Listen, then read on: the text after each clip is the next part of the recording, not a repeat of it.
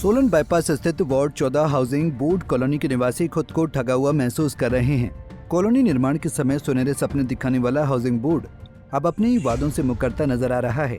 शहरी भाजपा मंडल अध्यक्ष शैलेंद्र गुप्ता ने हाउसिंग बोर्ड पर गंभीर आरोप लगाते हुए कहा है कि बोर्ड अब कॉलोनी के एकमात्र ग्रीन एरिया को निगलने की तैयारी में है।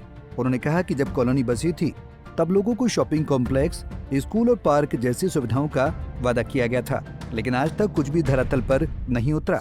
उल्टा बोर्ड उस हरे भरे क्षेत्र को ही फ्लैटों में तब्दील करना चाहता है, जो कॉलोनी वासियों को जीवनदायिनी ऑक्सीजन देता है। दर्जनों पेड़ों को काटकर वहां कंक्रीट का जंगल खड़ा करने की साजिश रची जा रही है। ये न सिर्फ पर्यावरण विरोधी है, बल्कि नियमों के भी खिलाफ है। हर कॉलोनी में एक तय ग्रीन एरिया छोड़ना अनिवार्य होता है, जिसे अब मिटाया जा रहा है। उन्होंने चेतावनी दी है कि अगर हाउसिंग बोर्ड ने अपना इरादा नहीं बदला तो जन आंदोलन छेड़ा जाएगा और एक भी पेड़ को कटने नहीं दिया जाएगा। उन्होंने ये भी सवाल उठाया कि जब प्रदेश सरकार हिमाचल को ग्रीन स्टेट बनाने का नारा दे रही है, तब उनके विभाग इस नारे की धज्जियां क्यों उड़ा रहे हैं। उन्होंने कहा कि ये मामला न सिर्फ वादा खिलाफी का है, बल्कि पर्यावरणीय अपराध की ओर भी इशारा करता है। पिछले कुछ दिनों से हाउसिंग बोर्ड फेज 1 में जिस तरीके से पता चला है कि भी हाउसिंग बोर्ड में एक नए फेज पे फ्लैट बनाने की तैयारी की जा रही है और वहाँ के जो रेजिडेंट वेलफेयर एसोसिएशन के लोग हैं उन्होंने उसका विरोध किया है। और जबकि Bharatiya Janata party resident welfare association के साथ है और ये मानना है कि भी जिस तरीके से सरकार अब लोगों को परेशान करने के साथ साथ जो अपनी कोई भी कमिटमेंट है उसके भी खिलाफ जाने की तैयारी कर रही है। ये हाउसिंग बोर्ड 1982-83 के आसपास बना था, जिसमें जो ग्रीन एरिया उन्होंने छोड़ा था, उस ग्रीन एरिया में अब वो नए फ्लैट बनाने की तैयारियों में है। और जब वो उन्होंने जब इसकी प्रपोज्ड किया था तो वहां डिस्पेंसरी भी थी, शॉपिंग कॉम्प्लेक्स, वो तो आपने बनाया नहीं।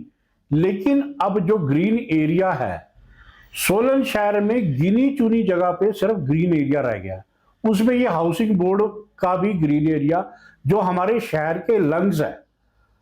अब हाउसिंग बोर्ड उस लंग्स को कंक्रीट में बदलने की योजना बना रहा है, जिसका हम कड़ा विरोध करते हैं और हम इस मामले में वेलफेयर एसोसिएशन के साथ है।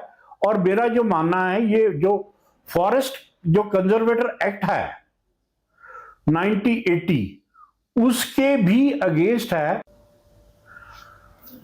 जो फॉरेस्ट कंजर्वेटर एक्ट में ये प्रावधान है कि भी जो 5 हेक्टेयर से ज्यादा जमीन हुआ उसमें ग्रीन एरिया छोड़ना कंपल्सन है। ये जो हमारा फॉरेस्ट कंजर्वेटर 1980 जो पार्लियामेंट में पास हुआ था, और ये जो 5 हेक्टेयर है वो लगभग 8 बीघा से कुछ कम बनता है, जबकि वो तो सैकड़ों बीघा का वहाँ हाउसिंग बोर्ड है। तो उसमें ग्रीन एरिया छोड़ना मस्ट है, और यदि उससे छेड़छाड़ करनी है तो आपको गवर्नमेंट ऑफ इंडिया से परमिशन लेनी पड़ेगी। तो हिमाचल प्रदेश सरकार ने पर्यावरण के खिलाफ सारे निर्णय लिए। अब वहाँ 40-50 साल पुराने जो पेड़ लगे हैं उनको काटने की तैयारी है, जिसका हम खड़े शब्दों में विरोध करते हैं।